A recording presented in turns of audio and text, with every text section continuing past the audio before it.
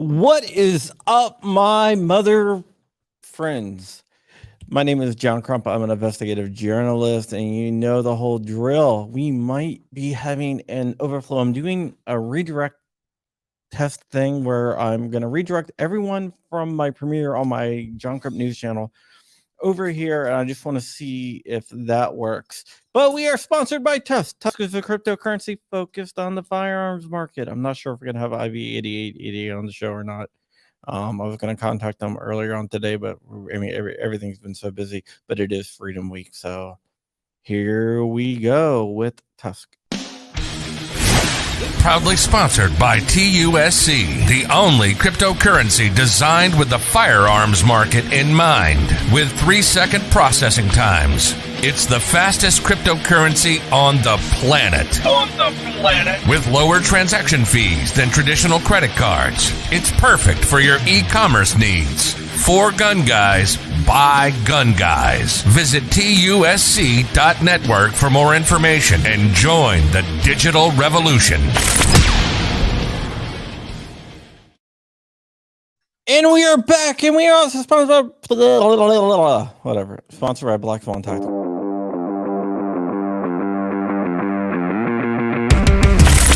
Black Swan Tactical, your #1 source for 2A streetwear.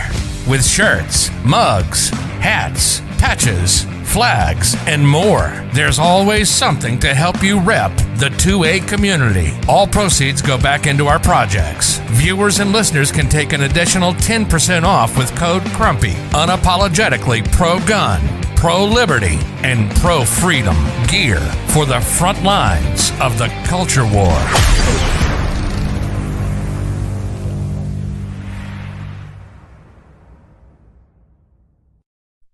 All right, shut up, Dark. I give me a hard time. I did not contact them today, so it might have just slipped through the cracks. But whatever. I'm looking at my co-host, Rich, who is behind talking on the phone.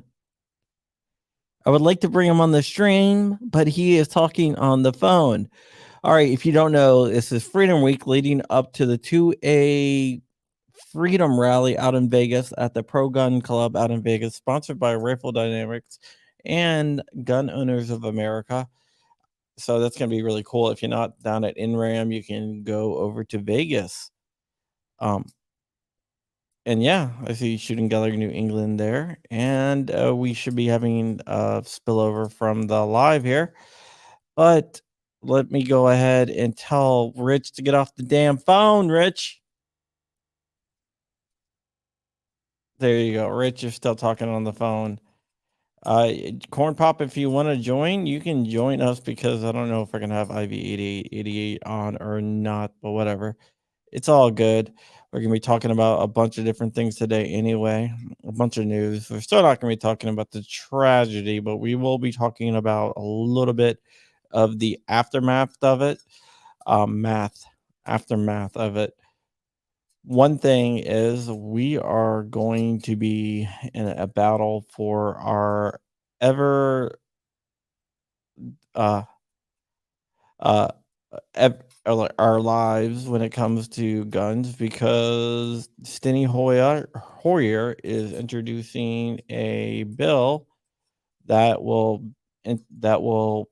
have national red flag laws, and that might be happening in about a month, and there is a good chance that they're going to exploit the tragedy that happened down in Texas to get this passed. What did Rahm Emanuel once say? never let a tragedy go to waste, and the Democrats are pretty good at doing that, and the Republicans are kind of weak-kneed when it comes to this stuff. So we will see what happens with that. We are also going to be covering the JSD saga and what has come out of that. I did talk to Jordan Monroe, and I do have an article up and a video that dropped recently. So we're going to be taking questions about that and everything else. All right. So while Rich is talking to whoever he is talking to, which is probably Dark, I will go ahead and kick this off. Today, JSD had a preliminary injunction hearing against the ATF, the acting director of the ATF, and the Justice Department. And he is going to be okay. Rich is back. Hi, Rich. Yeah, Eric will be joining us. All right. Yeah. Did I screw up or something? He didn't know he was coming on. Oh, I talked to him last week. I talked to him. It's not even my idea. It's his GOA job. He's such a nice guy. He's such a pleasant guy. Dude, I should have followed up with him, but we've been kind of busy in the last few days. Yeah, I kind of figured, last time we dealt with him, and he's probably used to it, and he knew my email and stuff like that. But I didn't give him a call or anything, or It's all right. Whatever. Okay, so let's talk about JSD. So JSD, they had their preliminary injunction hearing today. We won't know anything. All right, sorry about that, Eric. I should have contacted you. Tony's the one who wanted me to get you on here to talk about freedom, to a freedom thing. Yeah, that's okay. A little lapse communication is understandable. Yeah, because you're going to be at a to a freedom fest. So let's talk about that first before we get into the JSD stuff and everything else like that. So you are going to be out at the Freedom Fest to a freedom rally out in Vegas representing GOA. But before I get into that, I want to bring up something. After we went off the air last time, you were asking me all these questions about GOA. And I'm like, Eric must be really interested with what I do at GOA and how GOA is and stuff like that. And it just flew right over my head that you had an wait, hold on. There's news John Crump didn't know about? I did not know until I saw Eric's post. And I was like, and they're like, oh, you didn't look at your email? Then I went back and looked at my email and saw Eric Blanford will be joining the GOA team. I was like, wait. Well, kind of missed that one. Well, it kind of developed, I suppose. I had been talking a little bit with Tony and about it, and we came to the conclusion it was probably something I needed to do. And I don't want to say he convinced me, but let's just say we convinced each other. It was mutually agreeable convincing, if you will. Cool. I'm excited. I'm glad you're with GOA. That's great news. Yeah, but now it makes sense why you're getting on with you. I wasn't aware I was supposed to be on tonight, so luckily I was able to hop on. I sent you. Did I send you an email or was it a text? Sometimes it gets lost in the mix a little bit. Yeah, Tony is he is the operations director of GOA, and he asked me if I would have. I had Stephen Williford on yesterday, and wanted me to have you on and to push this rally that's going on out in Vegas, the Pro Gun Club, which is on Saturday. The Pro Gun Club in Vegas, sponsored by Rifle Dynamics, from 9 a.m. to 6 p.m., where you can meet Eric Blanford, Tim Macy, president of GOA, and Stephen Williford, who I had on yesterday, which was an amazing, amazing story. Yeah, I can't wait. I think it's going to be a lot of fun. And, I don't really go to a ton of trade shows anymore. I mean, ever since all the stuff with the COOF, and, I've always been kind of one of the sorts of people who don't really like wearing the freaking mask, if you will. I don't So like there's leaving for a my house. while I kind of just out of spite, I said I wasn't going to fly anymore. But now that they finally did away with all that nonsense, I suppose we're good. So I got my flight booked. I'll be in Vegas, and I will be sober and ready to meet people and chat and all. And I think I've got a speaking window, and I don't know what I'm going to say until maybe the minute before I get up there. So I'm just gonna go for it. Just Yeah, gonna I wing it. usually just have a post-it with bullet points. Yeah, I tend to kind of wing it. I had 10 minutes at Amp Fest down there in Miami at the Trump Doral. I got invited out to that and for the first Amp Fest, and it was cool. I got to talk about the Second Amendment for 10 minutes, and believe me, 10 minutes doesn't seem like a lot of time, but when you got all them people out there and they're all well dressed and well lit, and there's a million cameras everywhere, it kind of puts it in perspective for you a little bit, doesn't it? Sure. Yeah. Yeah, it's it's bad. Well, oh, we wait a got a new second. member, Corn Pop. You got what, 1.5 million subscribers? Freaking 2.6 million. But they're not looking Think you're back at you while you're flacking. Come on, recording. man. You know, You're slacking. I never thought about it like that, Rich. Yeah, you're right. You're right. It is one thing when you're looking into the empty space of a black nothingness right in front of you, and you're just talking to the theoretical 2.6 million, not the actual. It's one thing to see a crowd of people in front of you. It's a different vibe than standing in front of a camera, for sure. Are you doing live videos at all, or all your videos are recorded? Typically, most of my videos are recorded.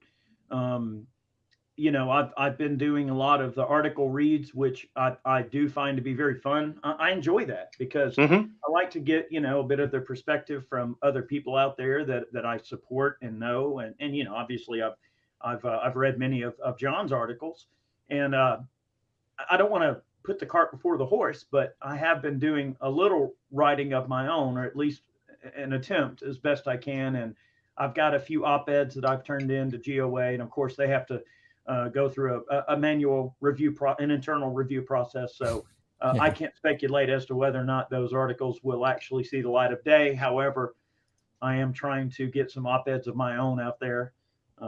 It is fun. I do enjoy writing, but to answer your question, I generally pre-record, and I like to edit in the articles and stuff, because we all learn and receive information in very different ways. Right? Some of us, we want to hear, we want to see. So I kind of like to scratch all of those boxes or check all of those boxes, if you will, in terms of getting out to people. So but I think it would be and yes, I would love to come on your show. And can you say hello to Eugene? That's his government name. Hi, Eugene. Yeah, we can put together a show. That sounds like fun. But I like to have the article up there too, so that people can read along with me. And some people want to receive information in that way. And I'll give you a little idea. I got that idea from Russell Brand. I'm a big fan of Russell Brand. I think he does great work, and I think he's a very level-headed fellow. And I really love the way he presents things, and I've tried to kind of take that sort of sensibility and put it into my reads. And that it was Russell Brand that really influenced me to do that. Oh, yeah, cool. Russell Brand has really been red pilled lately. He used to be like this huge left wing guy, and now all of a sudden he's kind of woken up a little bit. He's a clever fellow, and he's always got something good to say, and I feel like his views are pretty level headed. He doesn't throw anybody under the bus. He tries to be fair, and I think that that's an admirable thing in this society, the way things are going, and as crazy as people want to be so polarizing in their views. It's rare to see someone that actually just wants to get down to the dang truth. And I think that's admirable. Yeah, I'm sure your op-eds will be approved. It's kind of a process, because when you write an op-ed for GOA, you are representing GOA. So it's a little bit different from like my regular stories where I represent myself. But yeah, GOA is doing some good work. Right before we came on, it was announced, and I posted it, that Steny Hoyer is going to try to pass a red flag law, a national red flag law. It's going to be introduced in Congress. They know no bounds. No, they know no bounds. And the thing is, our side, when I say our side, I mean the pro-gun side in Congress, because I don't know how pro-gun they actually are, but they seem really weak at the knees when it comes to pushing back against anything like this. Mm-hmm. And well, that kind of worries me. So I got a question for Eric. I saw your Instagram this morning where you posted the guy had 2 Daniel Defense firearms. Well, so I decided to pull that post down, and my reasoning behind that was I received a text from a close friend of mine that was like, "Hey, I don't think we exactly have all the facts of what's going on." And I heard like this sort of, you know, I hate to use the word rumor because it sounds so unsubstantiated, which literally that's what a rumor is an unsubstantiated claim. But I pulled it down because somebody told me, well, you know, they think that the person portrayed here may not actually be the shooter, is what I was told. Okay.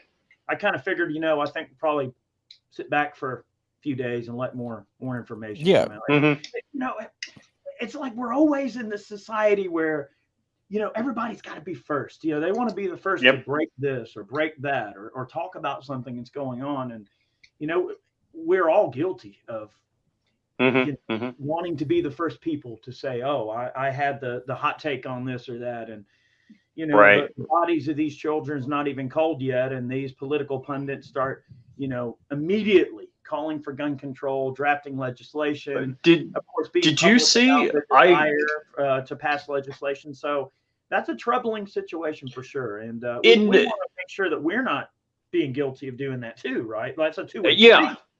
But and I was just going to say, I saw a video. At these ideas, we have to combat them, right? So it's like you're kind of damn if you do, damn if you don't, because if you don't combat their terrible ideas, then people are going to go, well, you must obviously agree with them if you're not saying anything about it. So it's unfortunate that because they engage in this behavior, you have to say something. You know, you got to say something, or else people are just gonna take, you know, that your silence is compliance. Remember, people keep saying that silence is compliance. Sure. Yeah, that's why GOA has to fight. And then people are going to assume that you agree with their efforts to pass red flag gun confiscation laws and to expand background checks and all of this sort of business they're talking about. Yeah, one thing that was interesting, Biden even said that this wouldn't have made a difference. So why push for it? You know, it's like they throw things at the wall and just to see what they can stick, to try to use strategy to get whatever they want back. It's not about making our kids safer. It's not about making us safer. It's about their fundamental hatred for the Second Amendment. And I'm convinced of that. Yes. Yeah. I saw on Instagram earlier this morning that I think it was, you know, Republican politicians, they're at a place like on a podium, and there's Beta O'Rourke running up yelling, "I'm here for your guns." And I'm like, are you kidding me? They're like grandstanding like it, and I didn't think it was a great optic on our side either. Like, you know, hours after the event happened, they're already, you know, getting together like that. You know, and I don't mean to be rude. I don't know anything. I don't know Ted Cruz. I don't know that he was in D.C. and hopped a private jet out to, I don't know. But it just looks kind of ambulance chasing to me a little. And it just looked real circus when Beta O'Rourke jumped out. I was like, douchebag. I was so, you know, I could have thrown up. That is such a great observation. Ambulance chasers. And that's precisely what it reeks of.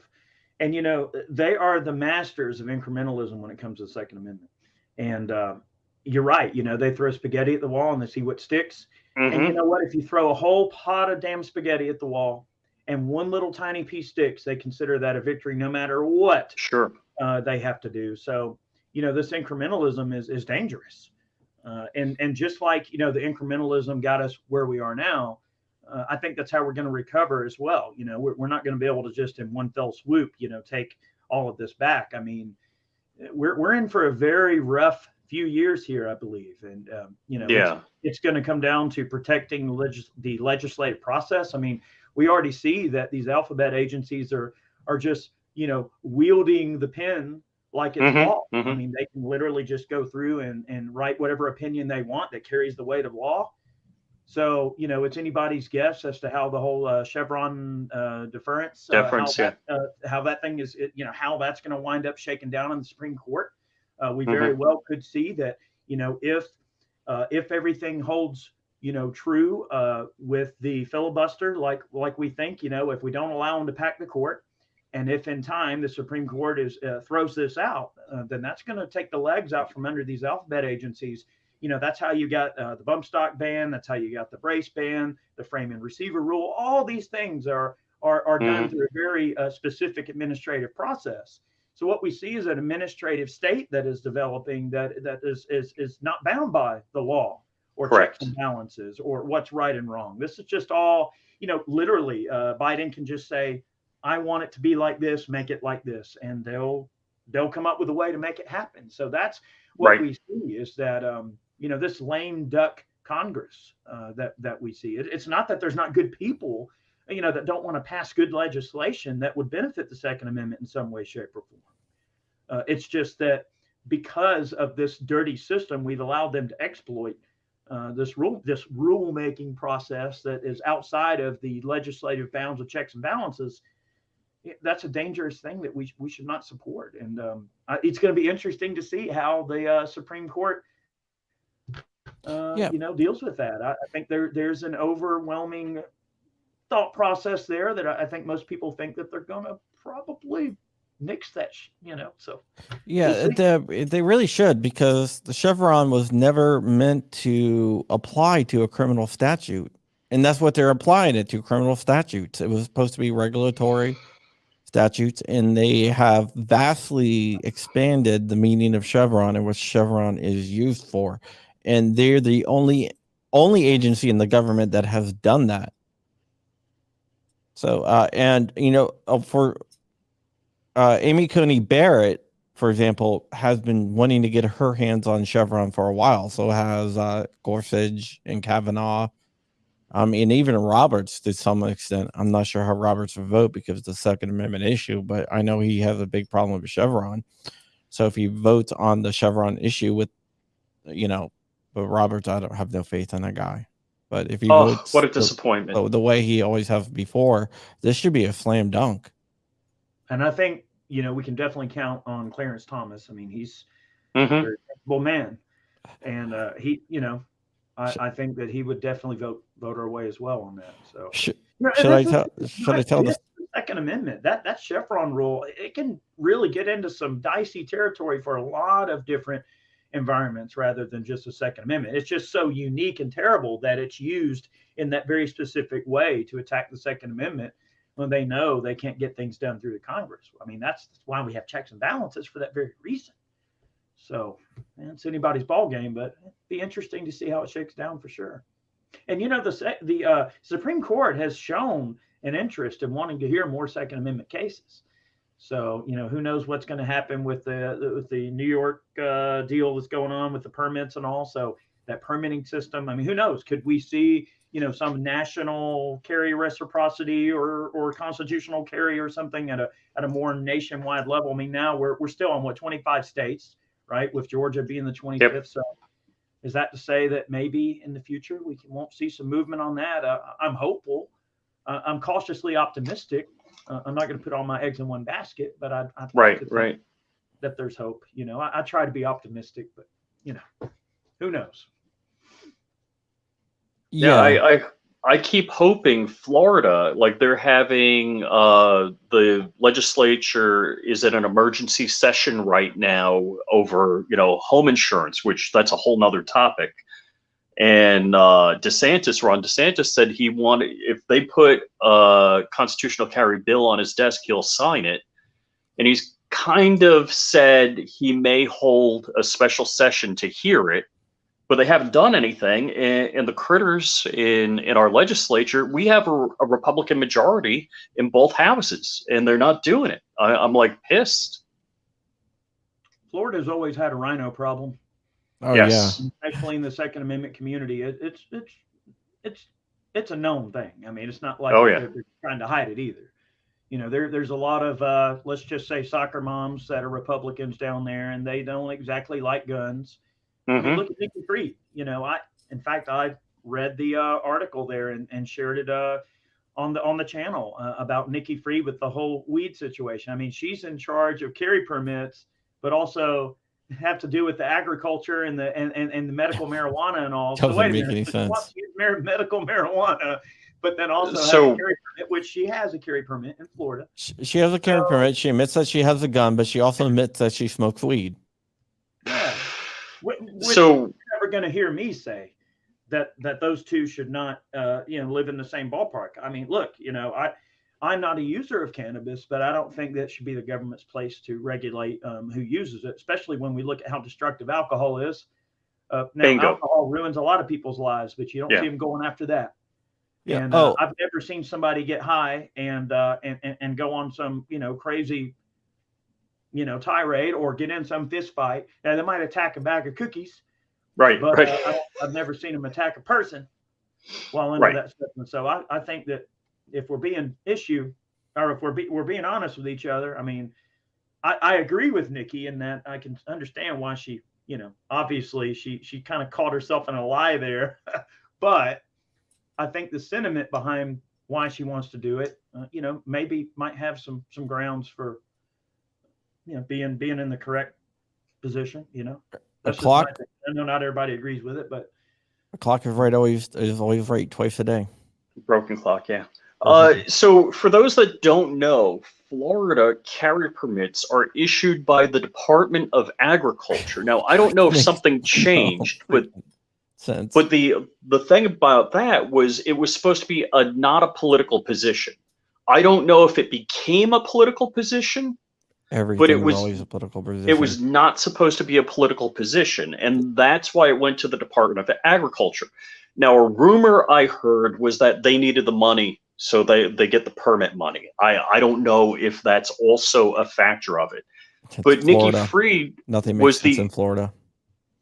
She was the only statewide Democrat that won office last election. So hopefully she's out. Yeah. Here's something. I don't think I've never told Eric this story, and I don't think I've ever told it on stream. Rich, you know the story, but I love my sisters, and I love all my sisters a lot. And talking about the Supreme Court, I was talking to my sister one time, and she was like, "Oh yeah, you got to meet my friend and his wife.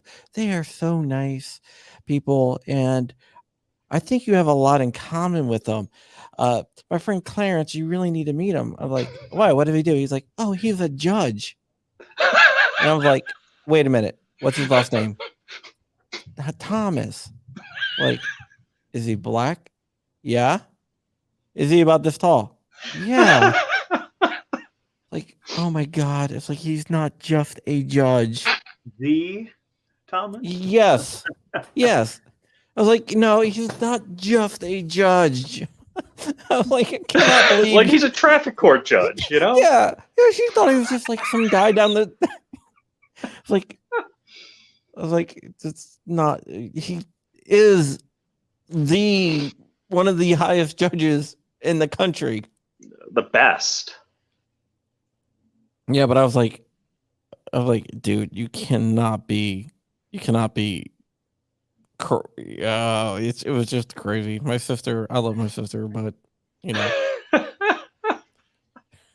mean, we're all guilty of occasionally not completely understanding our civic duties, the legislative process, the processes that government operate under. I mean, look, it's easy to get wrapped up in the day to day and not know exactly what's going on. I mean, and think about it. Joe Blow America at large, should they not have the ability to just live their life and be happy and not have to concern themselves with it? Okay, maybe some would argue that answer would be yes. Now, I personally feel that people should have, maybe a little bit more of a civic duty in terms of their overall mindset and how they look at the way their government runs, right? And look, we're forever students in that regard, right? I learn everything that I can as much as I can. I will never claim to know every little thing that I should know about the way our government operates, the processes, all of the rules. I mean, there's so much to know. So people should always remain a student, but that does speak volumes that, someone like you, even your sister, could be guilty of just not knowing. I mean, look, ignorance is okay. It's okay not to know. It's not a crime not to know. Being Kurt, willfully ignorant and continuing your ignorance, now that's a choice. Kurt, I never did get to meet him. As long as you have a desire to rectify the situation. I never did get to meet him, but I just Googled Clarence Thomas and it got 50.5 million hits on his name. Oh my gosh. So there you go. Yeah. So most of those are probably haters and bot accounts. And yeah, my sister isn't as politically active as I am. John, nobody's as politically active as you are. Eric is. I'm trying to get to that level. I'm not quite at the Crump level, but I'm trying. I mean, look, you never rest on your laurels, even if you feel like the political winds that fill your sails, that you're moving somewhere. Doesn't mean that you can't always strive for something better, strive for more knowledge.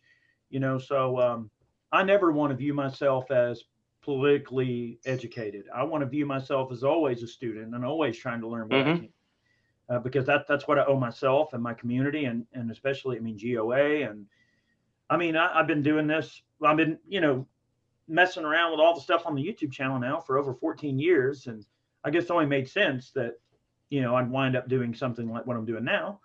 But it doesn't mean that I don't want to learn and that I don't want to always be a student, so I try. Yeah, you're gonna get a firsthand seat to politics. Yep. Yeah. GOA. There's two types of political thought, right? You have the GOA, which is what's called confrontational politics, and then you have confrontational based politics, and then you have access based politics. Confrontational based politics can be referred to as the carrot and stick, and there's a book called Confrontational Politics that's out there by H.L. Richardson, which you will probably get, Eric. But it talks about the carrot and the stick. When a politician does something good, you let your members or whoever know that they did something good. When they do something bad, even if they're a politician that you have supported, then you let your members know that they have done something bad. And that is basically try to keeping them honest. Like, hey, if you do something good, we'll let everyone know. If you do something bad, we'll let everyone know. Then you have access-based politics. And access-based politics is basically you want to protect your access so you can have influence over them. But if they do something you don't agree with, sometimes you have to cover for them or stand up for them. And whatever your opinion of that is, that's two different schools of thought. NRA, for example, is more of access-based politics, where GOA is more confrontational-based politics. What you decide is best for you is what's best for you. I'm not saying one is better than the other, but I am more in line with the confrontational-based politics than the access-based politics, because I believe the truth is something that is paramount to everything. And by protecting politicians that make bad decisions, I don't think that serves our cause well, but some people do. I agree, John.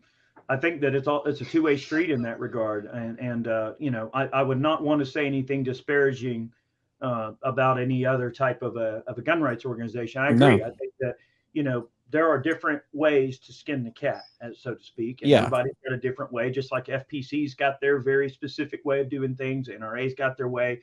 I will say though that I believe a lot of people over the years have probably viewed, let's just say the other type, that, as you say, in more of a way that you don't want someone being a gatekeeper to the Second Amendment either. So when I say it's a two-way street, okay, yeah, a group of people may, let's just say, be gatekeepers to the very politicians that they're trying to, sort of protect or defend in terms of the things they say, so to speak. But that's also okay. Now, what if the members now, that group is now a gatekeeper to your very rights, because they can say, well, we want a deal to go this way or that way, and that now it becomes where the Second Amendment is this volleyball that gets kicked around and treated as a bargaining chip rather than a sanctified and precious item that we agree not to touch. And I think and when you mention those schools of thought, I agree. I feel that GOA is a no compromise organization that they treat the Second Amendment as a sanctified and very important jewel that it is. And maybe that's my layman take on it, but that's the way I've always viewed some gun rights organizations, that they seem to treat it as a token, as a bargaining tool, and not as an absolute. Yeah, I think someone might have got blocked by accident. So No, I blocked somebody on purpose. Oh, okay, I didn't see what was said.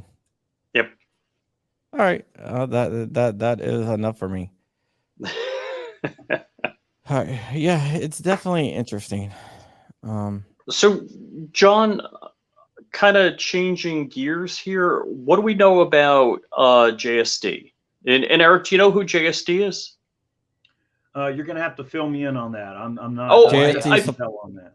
JSD Supply. They do 80% polymer 80s.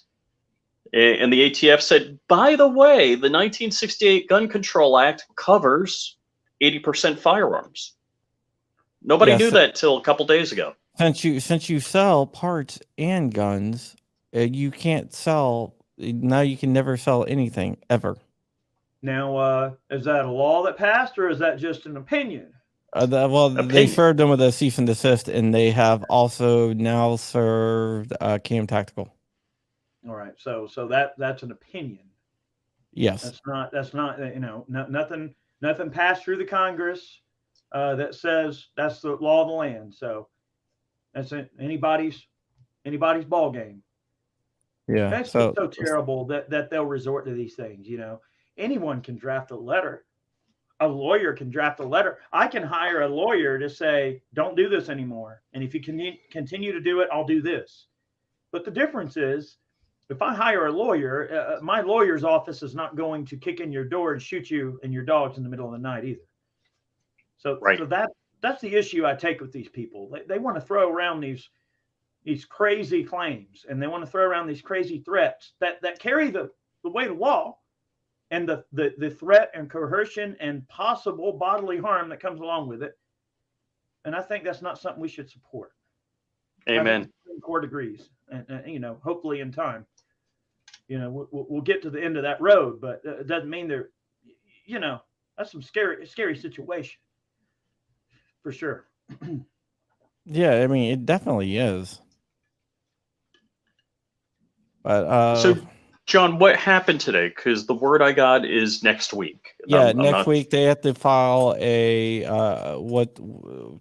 basically the judge took everything into consideration. They have to file a supplemental brief, and then the judge will decide based on everything else. Because my understanding, not like I know anything, I just heard rumors that the brief that was filed was pretty all-encompassing. It is, but a lot of times they want supplemental briefs. Is that to clarify something? What's the process? I guess a lot of it has to do with the Cam Tactical thing. The ATF did not know that they had that information. And So, I mean, which is a good technique because, you know, they got caught with their pants down. And now they have to respond to, you know, you were arguing this, but you have this other thing right here. So it's actually good for our side. Remember that story I told you that I had a week ago that I found, and when I mentioned it to Rob, he asked me not to report on it. Right. Yep. There you go. Gotcha. That would You be talking about ATF records keeping all the records? no. Oh, that's something different. No, there's something different. Okay. That's totally different. No, this is basically KM Tactical was served with a cease and desist order because the ATF back in January bought a Polymer 80 from them and then decided that's a gun. Yeah. Even though it's never been before. It's too much like a gun in its current configuration. So, yeah. So do they want me to go and like take a block of aluminum and that's just a raw block of aluminum and then machine it down with a hand chisel or something? I mean, yes. Basically, yes. Yeah.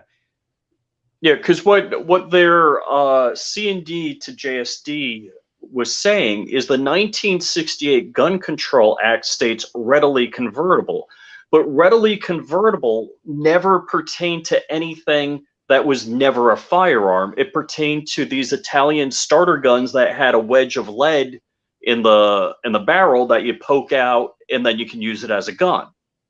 That meaning readily convertible back to being a firearm again. Not that this plastic is readily convertible into a firearm that never was a firearm. That was never what the 1968 GCA covered. I mean, really, 3D printing just makes all this a moot point anyway. And the sooner society realizes that, the better off they'll be. You can't ban 3D printing. You're just not going to do it. Well, I got sent an article this morning by Luigi, and the guy had like 4 frames. I don't know if one was 3D printed. This was in Afghanistan, and he had a 3D printer, looked like an Ender 3, and he had 500 rounds of ammo, and it was a drug bust. I forget what it was, whether it was pot or what, I don't recall, but he they make it like they said like gun manufacturing warehouse. I'm like, he had 4 frames and 500 rounds. Yeah, somebody sent that to me too. I mean, maybe that was Luigi that sent it to me. Luigi, Thank yeah. you, Luigi, for sending that to me. I didn't get a chance to get back to you. And I'm like, I'm chuckling. I'm like, I got a dozen Polymer 80s in a box over here. You know, should I not said that out loud? You know, they would freak out if they saw. I think all 3 of us and probably most of our listeners are in the same boat. Like I grew up in New York, and you'd see on the news cache of 100 rounds of ammunition. You're like, when I was still working at Moss, we had a bunch of we had several of the Anderson lowers come in, and while Michelle was placing an order, I said, "Hey, what's our cost on those?" She said, "Well, Eric, if you want some, if you'll just pay me for them now, just order them at whatever our cost is." They were 22 Barkin dollars a piece, and I bought 60 of them. So I'm still working on those original 60 that I bought like 8 years ago. So I mean, hey, this is a poverty pony. It's a machine gun. $22 receiver. Yep. Suck 'em. Oh, cool. Wait. Look, it is what it is. I mean. So Eric, do people say poverty pony to you when they talk about Andersons? It is a term of endearment. Listen, this is not a plug for Anderson, but let me just say, there's only a couple of times that I've had to chase a few holes. The anodizing can be a little thick in some areas. I've had to go and just clean up a few of the like pinholes and things. And some Anderson lowers, the screw for the grip that's drilled through, sometimes that hole can be a little shallow and you may have to just chase it, or shorten the screw. But other than that, can't really say I've had an issue out of any of them. I mean, people can say what they want, but they work. Well, I kind of, I argue the point. People talk about the pores and all that. And look, you could have money, you might not just want to spend $200 on a lower. And it And got to be expensive to work. and that's DMRs, we built 18-inch DMRs using the Anderson lowers, and we're talking Chad's 6mm arc, or not 6mm arc. He built a 6mm AR, the one we did the big video on that it got a lot of attention. That is just an Anderson lower that we pay $22 for, and that gun shoots the living daylights out. It's not the lower, what's attached to the top of it. I mean, like you get a good barrel, a good upper. I mean, the lower's just houses the trigger. I mean, at the end of the day, the gun's, the upper is what's going to deliver the goods in terms of the quality of the gun, or quality of that build. Anyway, I digress. Sorry. Oh, the one question everyone keeps on asking me, and I have no idea. Is Chad your brother? No. Chad is not my brother. And look, that's a rumor. Something I appreciate about you, John, is that you're not afraid to ask like difficult questions that might stump someone. I've noticed that about you, and that's fine. Like, it's okay to just go out in left field and drop a random question in there. But no, we're not brothers. We went to high school together. We've always been really good friends, and early on. I did a lot of shooting on his family's property, and that's the property that you see in the videos, and that's where we did a heck of a lot of our early videos, as well as, I'd go over there and zero hunting rifles and do a little plinking and shooting from time to time. And that's how we got to know each other, was just from our love of firearms, and we knew each other in high school. And so the one weird thing is technically now he is family because I'm married to his cousin. So Brandy is Chad's cousin, and not a lot of people know that. So technically, I guess that makes him my cousin-in-law, right? Sort of. Is that how that works? Right? Yeah, Something maybe. Like whatever. I don't know. I'm not from Alabama. I don't know how all that works. But yeah. Well, was it you, Rich? I was getting in an argument about that, and I was like, no, that's not somebody. I actually asked John because somebody was arguing with me that Chad's his brother. I'm like, I don't think so. They're like, no, he's. I'm like, yeah, I don't think so. I was like, next time I have on, I'll ask, but I don't think. All right. So, Eric, can I ask you a couple of questions since we're on the dumb question end of the spectrum? Is redneck an appealing term or not an appealing term? Look, we don't care. You can say redneck. Hey, because I was going to ask you redneck, hillbilly, Mountain William, and we're good. So can we do the redneck lightning round? I have no idea what this is, Eric. So this is I'm finding out the way you ask, but the way you think. But ask me any redneck related question you want, and I'll do my best to answer. I just noticed that Rich has a piece of paper in his hand, and that scares the hell out of me, especially when I have no idea what's on that piece of paper. Well, I like Eric, and I do want to go to Iraq veteran shoots in the future, so they can't be bad. That's all right. Fine. You can ask whatever you want. Do you have any non-working vehicles on your property? Yeah. Do any of them not have wheels?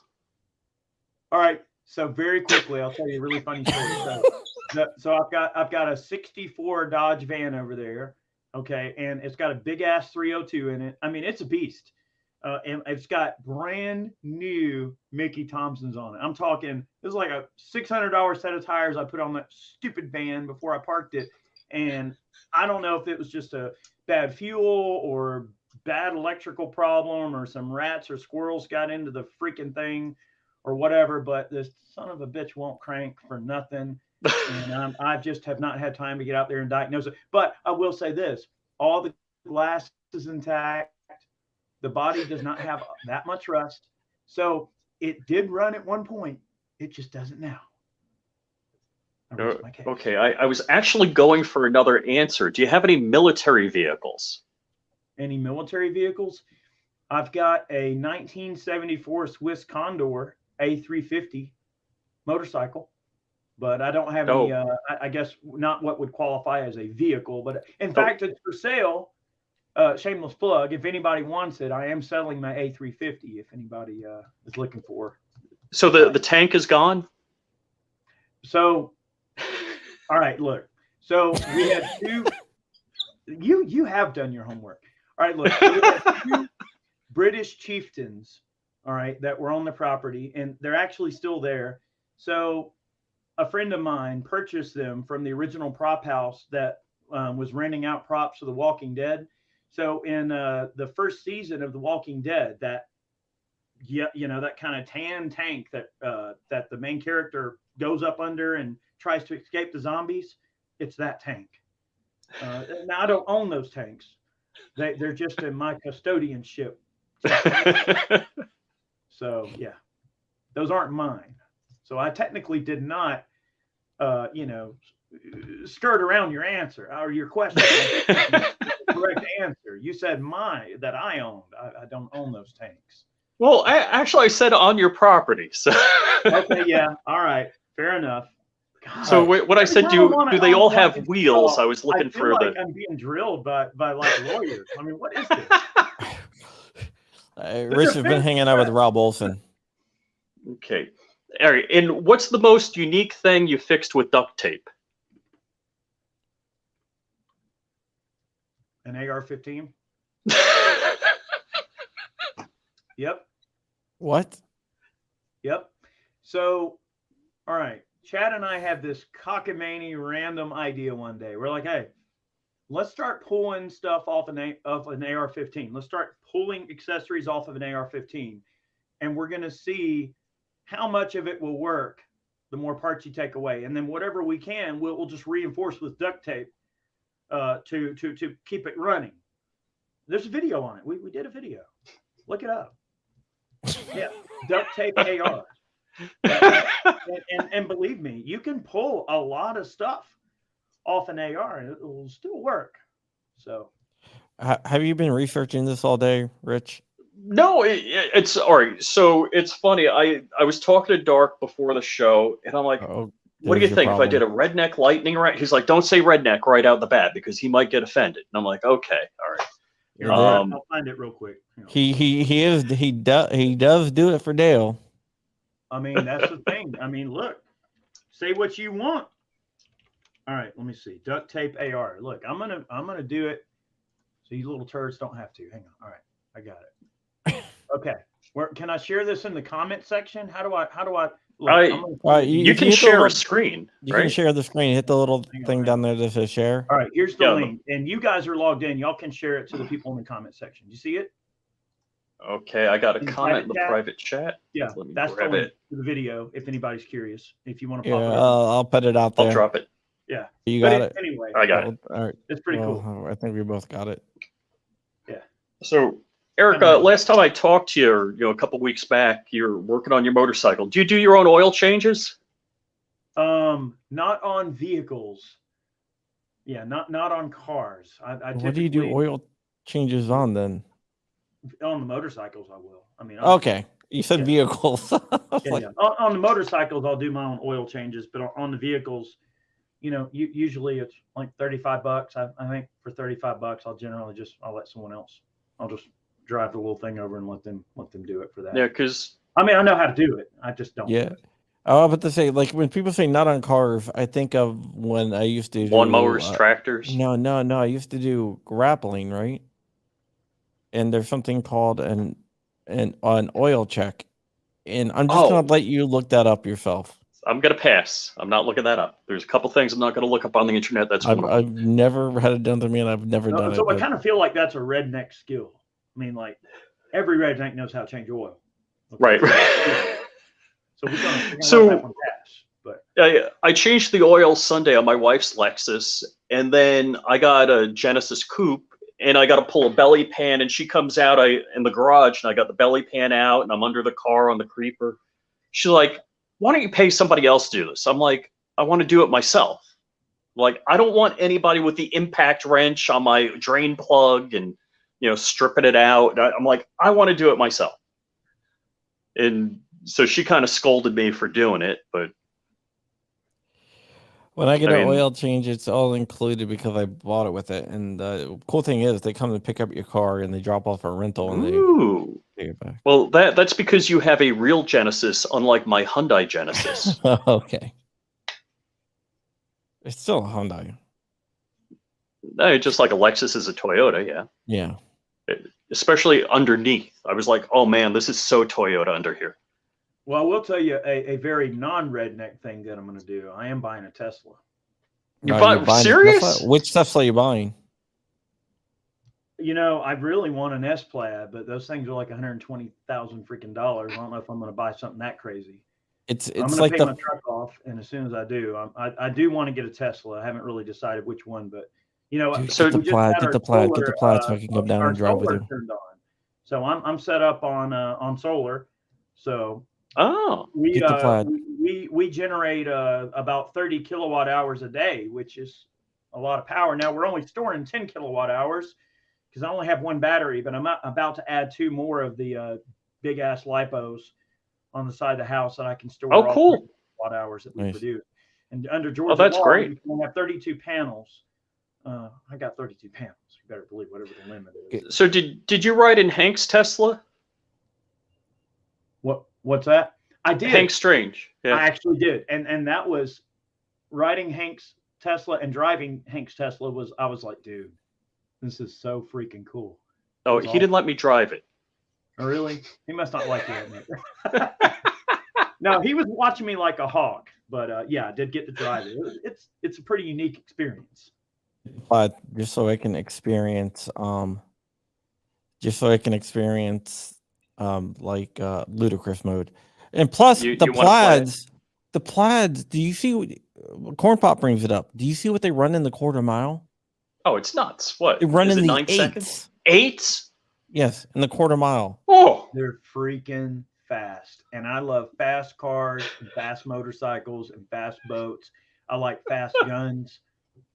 Seems to be a reoccurring theme with me. So Yeah, yeah. I Ooh. like speed, baby. Eight. Under 2 seconds in the 0 to 60. 0 to 60, yeah. Under 2 seconds in the eights. That's moving, man. I remember when freaking the little first electric cars started coming out, and they were like crap. People were like, oh, It they're went so 30 slow. miles an hour for 30 miles, yeah. And now these things are just like, And to be fair, the early Teslas, some of them have not held up so well. And I've heard also that many Tesla owners, especially ones that had the early ones, you better be ready to buy a new battery. And you know, those batteries are like $25,000. They're kind of 20 grand. Yeah. Yeah. So I think they're getting better. I'm my wife is actually thoroughly against electric for a bunch of different reasons. We live in Florida, so if the power's out, you know, with a hurricane, we got nothing. But I'm a big fan of hybrid and plug-in hybrid. I feel like I'm gonna have a heart attack. I heard her. My daughter's walking in, she's offering me iced latte. I heard. Yeah, my wife has the Lexus 450 hybrid, and that's a nice car, but it's got a V6 in it, and you know it gets 30 miles to a gallon because it's hybrid. So that actually works pretty nice. Check I this think out. for me, there's some deep-rooted philosophical thing for me where it's like, you know, if I've got, you know, I'm on solar and then having an electric car, I don't know. There's just something about the idea of knowing that I can charge my car off the grid. That's cool. Call it foolish, I don't know, but you know, might as well go all the way down the rabbit hole in that regard. Yeah, I mean, Yeah, I don't know if see- you can see this, but look at the trap speed, Eric. Trap 155. Holy Christmas. Holy moly, I'm buying an S-Plaid. That thing is moving in a quarter mile, getting up to 155 miles an hour Wow. under 9 seconds. Sucker's moving, man. Well, I guess it's I mean- kind of like having a McDonald's and having a fry bread, you know, where a diesel where you're running it on fryer oil. People have done it. They can make cars run on water. I mean, But you can't live long if you do that. that is absolutely correct. Yeah. Yeah. Lisa Leaf. Lisa Leaf.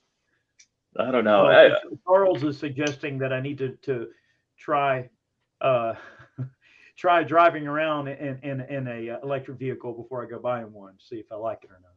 Dude, I've been in a Plaid, right? Hit that thing in ludicrous mode and launch it. You're gonna be like, "Oh yeah, I'm buying one." You're gonna be like signing the check, right? I mean, it is. It's. I'd have to set buy it so I can come down there so I can experience ludicrous mode again because You So- think Musk is going to go it's through with the Twitter purchase? scary. I mean, it's I scary don't- fast. So I don't think Musk is faking anything. I think he really wants to buy Twitter, but I think it's interesting how things are boiling out. Yeah. Musk, I can't even say he's globalist. He's solar systemist. He wants to get humanity on Mars. It's kind of redundancy in case something happens on Earth catastrophically. We got people on Mars. The human race will continue. And what he said about Twitter was that he said for, just democracy, you have to have a free and open Discord. And I think he's serious about it. I don't think he's fooling around. I think he's certainly exposed a lot of the random things that go on behind the curtain. And that's where the price of admission right there. I mean, even if the Twitter buy doesn't go through for him, we still got a very interesting look behind the curtain that obviously they very much wanted to keep a lot of that information secret, like the amount of bot accounts and things. So I think that Twitter is definitely doing some damage control. But who knows? Maybe it'll, wind up being for the better if they actually, if he does purchase the platform. And what I thought was interesting is he said he wants to make the algorithm public so people can see, like, hey, because we all talk about it on YouTube. I mean, it might be my videos suck. It might be I'm, shadow banned. I don't know. But if the algorithm was public and I could see, hey, this video performed good, this video stunk, and it was because of me and the algorithm, as opposed to like, hey, there was outside influence because, I had the keyword gun or I said gun 3 times in a video. mm-hmm.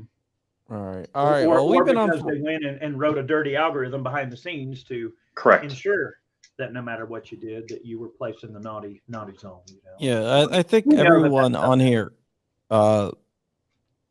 understands how algorithms work and everything else. But we're not going to go into that. Yeah. Rich should do a video. Probably outside the scope of this conversation, but it certainly, raises some questions. Yeah, I know. Like Rich understands it. I understand it. We worked in that world, but a lot of people don't understand exactly what algorithm is. Algorithm is basically, just think of it as a big mathematical equation that assigns values to different things. I don't know how else to describe it. To decide what the higher your value, the more likely you're gonna get shown. But like what those values are and what those things are usually close guarded secrets. Mm-hmm. Some values are negative, some values are positive, and they're all weighted by giving them a number. So like let's say they don't like guns, so if you have a gun video, they'll give you like a -2. And let's say they like babies and they have a baby video, and then they give you like a +10, and you get a number, and that's how it determines if it's gonna rank. That's really oversimplifying it, but it's a good way of thinking about it. Nothing wrong with simple. Whatever makes people understand it. Yeah, I mean, it's a lot more. It's a lot more to it, but that's a very oversimplified thing. All right, guys. Saying though that they have the ability to turn up or turn down the juice. Yes. In a very simplified way. I mean, they have the ability to raise whoever they want and lower whoever they want. I'm sure there's an option to add a couple extra numbers in there. Oh yeah, I'm sure. A value or two. All right, we've been on for an hour. We are done. You can follow me at John Crump News or johncrump.locals.com. Check out my stuff over at Amaland. This weekend from 9 to 6, Las Vegas, a Vegas Pro Gun Club out in Boulder, Las Vegas, which is right outside Boulder, Las Vegas, Boulder, Nevada, which is right outside Las Vegas. They will be doing that. It's sponsored by Rifle Dynamics. There's going to be giveaways. There's going to be, you can meet Stephen Williford, who was our guest yesterday. Eric Blanford, IV888888 will be there. I just keep on saying 88s until whatever. And you can go meet him, shake his hand and whatnot, take a picture, whatnot. It's going to be a good thing. You can hear his impassioned speech for the Second Amendment. And you can find Rich. Make up on the spot, baby. Yeah. You can find Rich at Flying Rich Official on Instagram, Flying Rich on YouTube, and MySpace. And flyingrich.locals.com. Eric, tell everyone where they can follow you and give us the last words of wisdom. All right. At Iraq Veteran 8888 on Twitter. I'm also over on Instagram. And of course, you can follow me on YouTube. And I want to answer that one question that you popped up there. It was asking if I own a tractor. I'll tell you real quick. I've got a Kubota M5091, 90 horse tractor. Love it. Great machine. I guess that's it. Thanks for having me on. Sorry for being late. A little lapse of communication there, but hopefully we'll keep that on the up and up going forward, and that way I won't be late on y'all. Apologize for that.